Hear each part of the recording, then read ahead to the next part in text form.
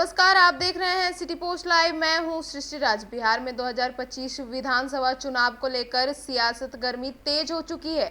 इसी बीच भाजपा के वरिष्ठ नेता और बाढ़ से विधायक ज्ञानेंद्र सिंह ज्ञानू का एक विवादास्पद बयान सामने आया है, जिसमें राजनीति हलकों में हलचल मचा दी है। पत्रकार द्वारा एक सवाल पूछने पर कि क्या वे 2025 में फिर से चुनाव लड़ेंगे, विधायक ज्ञानू ने आत्मविश्वास से भरी लेकिन विवादास्पद जवाब देते हुए कहा कि चुनाव लड़ने की बात छोड़ दीजिए, हमें ऊपर वाला ही है जो हरा सकता है, बाकी किसी में हिम्मत नहीं है कि हमें हरा दे।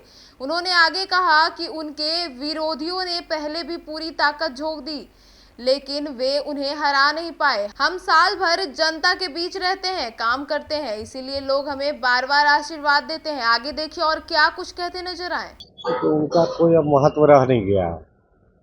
अब वो अपने ये से भटक गए हैं। कांग्रेस वगैरह कुछ है नहीं, बिहार में कुछ भी नहीं है।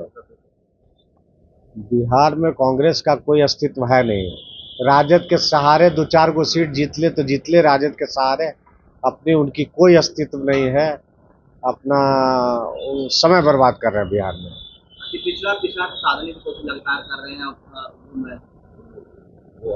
उतना दिन से कभी कुछ नहीं पाए। पहले तो आरक्षण के विरोध में बोलते थे वो, आरक्षण के विरोध में बोलने के बाद अब अति पिछड़ा पिछड़ा कर रहे हैं तो कौन मानेगा। अति पिछड़ा पिछड़ा तो सब मैक्सिमम सब एनडीए के साथ है, उनके साथ कौन जाएगा। उनके साथ जो वोट बैंक था वो तो अपर कास्ट और ये सब तो कब का छोड़ दिया उनको। तब अति पिछड़ा और ये जाने का उनका कहाँ प्रश्न पैदा होता है। और आरजेडी ने एक वीडियो रिलीज किया है और उसमें साफ साफ दिखाया है कि किस तरह से एनडीए के लोग बिहार की जनता को क्योंकि बिहार एनडीए के शासन में जो काम हुआ, क्या हम लोग कल्पना करते हैं उस समय का, जब लालू जी का शासन था उस समय का कल्पना करते हैं तो सिहर जाता है आदमी। कोई शाम के बाद अंधेरा में निकलना नहीं। हमारे बच्चे स्कूल जाते थे तो हम लोग बस से खड़ा रहते थे, घंटा लेने के लिए खड़ा रहते थे, इंतजार करते थे। कहीं सड़कें नहीं थी।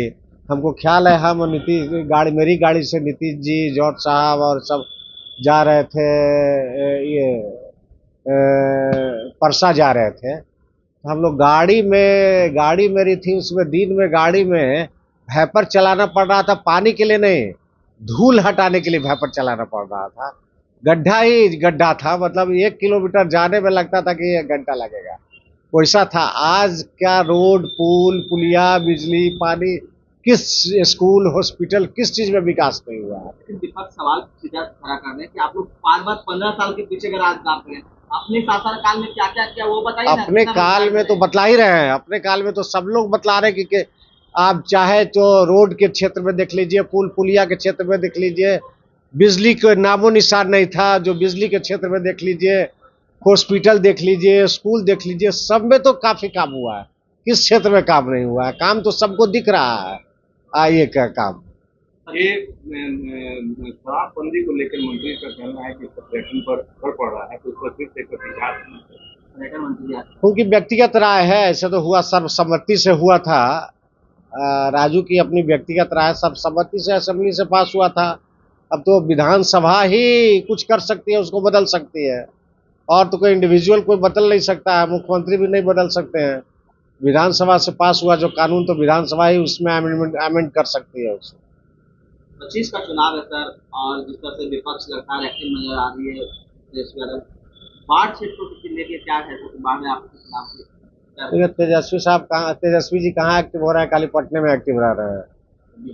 कोई से कहाँ बिहार घूम रहे हैं। बहुत कभी काल कहीं चले गए तो कलकत्ता दिल्ली घूमते रहते हैं, और यहाँ आगे लोगों से मिलते भी नहीं है, ये भी नहीं है।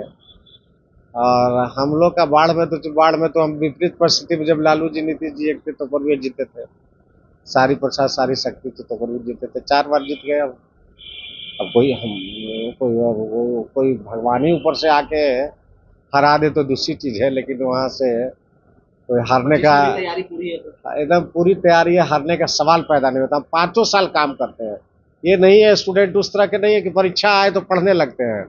हम बाढ़ में 5 साल काम करते हैं, जो बाढ़ के लिए कर दिए। आज़ादी के बाद जितने मिले हुए हैं उस सब उतना लंबे समय को जोड़ लीजिए तब 60 साल का, तो 20 साल में जो हम काम किए उससे 10-20 गुना काम किए होंगे बाढ़ में कोई चीज में बाढ़ पिछड़ा नहीं है।